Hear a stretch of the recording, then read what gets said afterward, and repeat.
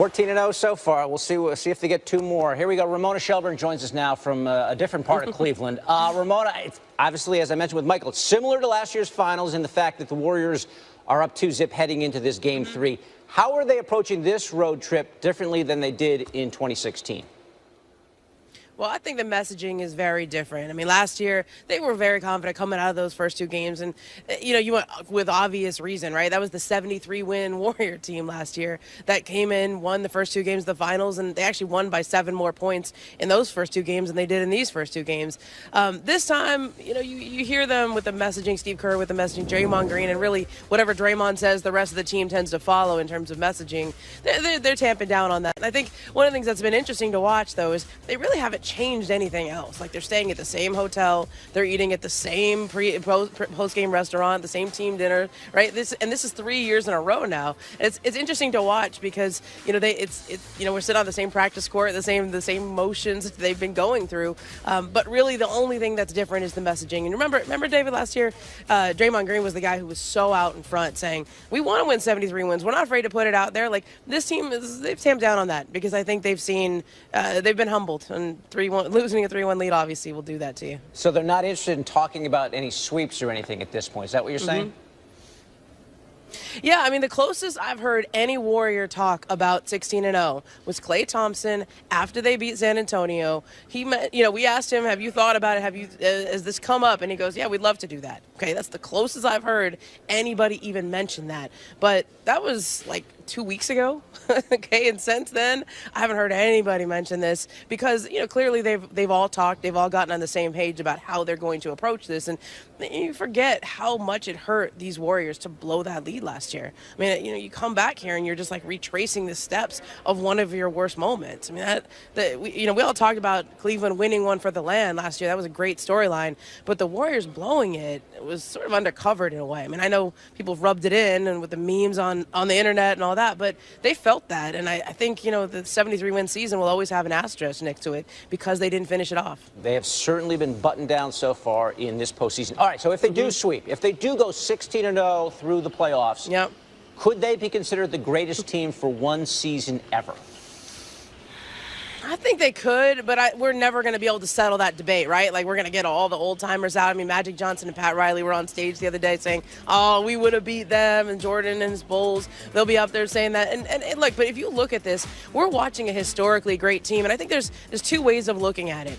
One, you appreciate one of the highest forms of basketball that's ever been played, right? Just offensively and defensively. The Warriors are something that we haven't seen before in at least decades, maybe ever, depending on where you want to sit in the barbershop. I'm not sitting where Mike was, right? But I guess that conversation will go on for decades.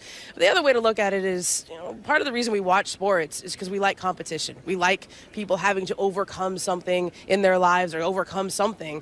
What do we say this team has overcome? They've just been great the whole time. I mean, the low points of this season were maybe the Christmas game here in Cleveland when they lost, or the first half against the Spurs. I mean, there really hasn't been that much of a challenge to these guys. And so, maybe it's on us. Maybe it's a Rorschach test, right? Inkblot test of, what do you see? Do you see a great team and can you just appreciate beautiful basketball? Or do you see a team that hasn't really been challenged yet? They certainly have been superior to every team they have faced off this season. Ramona, real quickly, I was watching Steve Kerr and his return to the sideline for that Game 2 game. Trying to read his body language. Is he dealing with the headaches? Is he sort of gritting his way through this, or is he doing a little bit better than that? Well, look, he's back, okay? Back doesn't mean he's better. You saw him in that press conference yesterday, and, I wanted to sit in there and look him in the eye and see how he was getting through that. And, I mean, if you just watch the tape, I mean, he's, put his hands on his eye. You see him trying to clear his he always goes like this. He goes like that. Like, he's trying to clear his sinuses. He leans his head back. I mean, he's clearly in a lot of discomfort still. And so, look, it's our job to ask how you're feeling. And I know he hates answering questions about his health, but because he doesn't want the story to be about him, but we got to ask it. And I said, how did you come through that game? How did you come through the flight? And he looked at me and he kind of gave me that look and he goes, "I'm fine." There was no explanation. There was no elaboration. I mean, he's getting through this. He said he was going to coach the rest of the series, or at least that was his intention. Yesterday didn't look like a good day, but he was out there and he's getting through it. And so I think the more important thing to remember with Steve Kerr is He's back, but he's not better. He's still got a lot of recovery to get back to the old Steve Kerr. All right, we will look for him in Game 3 tonight. Ramona Shelburne there in Cleveland getting us ready for that one. We're not going all Paul Pierce here, but we're going to take a closer look at KD. LeBron has had a front row seat for Durant's offensive performance in this series. Last year's finals, Draymond Green led the Warriors with 20 points on plays with LeBron as the primary defender. This year, through 2 games, Durant already has 23 points when guarded by LeBron on 7 fewer plays than Green needed. He's a freak, KD no doubt. One of the best players on the planet, Ryan Russillo, with us here this morning. On your radio show yesterday, you said you don't think, though, that we are seeing a better version of Kevin Durant right now. What version are we seeing? I think we're seeing the same version that he's been for a really long time. And honestly, it's never been easier for Durant than it is right now. It's not a knock, but this whole headline of, oh, this Durant, he's really found himself. No, we're just noticing it now in the NBA Finals. I'm not acting as if anybody's just started watching him all of a sudden. I'll concede that his defense has been better from start to finish this season than it's really ever been with OKC, because I don't think he wanted to let the rest of his teammates down.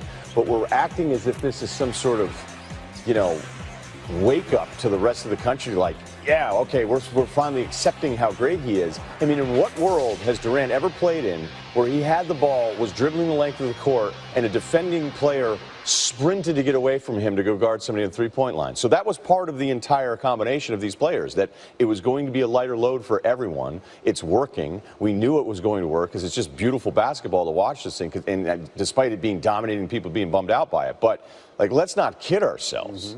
Durant didn't just become awesome. He's always been awesome, and really, he's never had a better cast around him. Interesting. On the flip side, LeBron James, he shed a little light into his mentality heading into Game 3. Here's what he said last night. For me, like I said, no matter win, lose, or draw, if you give everything you got to the game, you prepare yourself mentally, physically, you do your job, then there's nothing to be afraid of the moment for. It's nothing to be disappointed or about the game or how the outcome is. It's, if you prepare yourself, then you can be okay with the outcome. I mean, I can't. I speak for myself. Okay, so we know he's like the king of preparation, right? But what do you make of what he's saying? Is he sending a message to anybody, or is he just speaking off the top of his head? It's 2 ways this is being consumed, right? The first one is he's conceding. He's just going, hey, I've done my part, so, we're good. It's just basketball. Not a big deal. And you're like, wait a minute, what? Yeah. That seems to be a bit of a tone change. So if you don't like LeBron, you think he's planting the seeds for the concession speech at some point here. But I think, Lindsay, you make a really good point, because I take this as a little differently, that the supporting cast for him has been pretty much terrible, okay? Kevin Love's been really good. Kyrie's had some moments here and there, but he hasn't been super efficient. He's been bad on defense, as you've come to expect. But there are so many other players. I mean, Tristan Thompson is MIA in this series, so I think it can be taken both ways, but I'm going with the one where it's a wake-up call to everybody else going, look, I'm doing what I'm supposed to be doing out here. I gotta get. Is this it? This is all you guys have? Well, and last year it's the same thing he had to do, right? He had to put him on his shoulders. So is it the same? 2 years ago too, right? Carry. It feels like there's an inner peace. I won last year. What else do you want me to? I've led this all my teams the 7 straight finals, and everything you see. Look at my numbers. I can't do anything else, right? See, that's why I thought he had less pressure on him, because what you did, if you're LeBron, this return just. I mean, think of all the athletes that tell us. I'm about championships, I'm about this, and he delivers. I mean, he's the best bet in sports as far as having a franchise guy, not saying that he's going to come back and win this series. So I do think there is some inner peace there. I mean, if they hadn't gotten last year's and he's about to go 0 for 3 against Golden State, I think the tone is different. Totally. I'm looking forward to the tone on your radio show here. I hear it's going to be reunited, right? And it feels good, SVP. Right. But here's the thing, is that in the Van Pelt-Russillo divorce, and it's not your fault. Yep. We still love each other. Yeah. But Chris Long, I got him in the custody battle. So Chris Long, with the Pats, now with your Eagles. Yes. So we had a sleepover last night. So he's staying with me. He's coming in today. Oh. So he's going to do a little tour. He didn't pack any pants for whatever reason. So it's going to be me, Chris Long, and Van Pelt for all 3 hours. So it was sort of a conscious uncoupling. Yeah. Well, what happened is that I had Chris coming in to co-host with me, and then we're like, look, let's get Van Pelt back in here. So Van Pelt's going to come right in, right before the show, hot. He hasn't done a radio show in 2 years. And he's just coming right in hot. No, yeah. no preparation. I might not even talk.